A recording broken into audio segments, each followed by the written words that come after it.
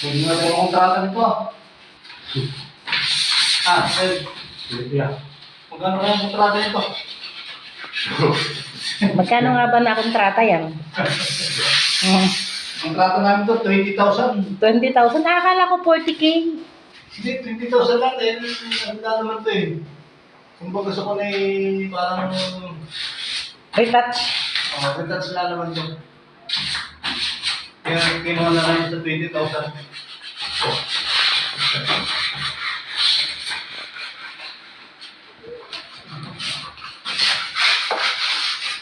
Ayusin niyo yung gawa niyo, ha?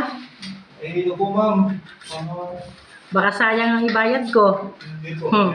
Ayusin po namin. Okay mo kaya. Nakikita ko, palpak. Eh, ito kaya nga pong retouch namin dahil yung gumawa na yun. Pumalpak.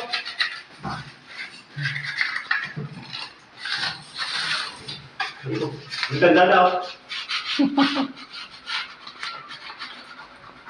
Nagpaayos lang po ng kwarto.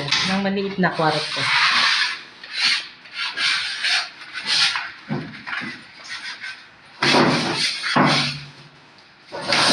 Ang bagal naman ng kontraktor.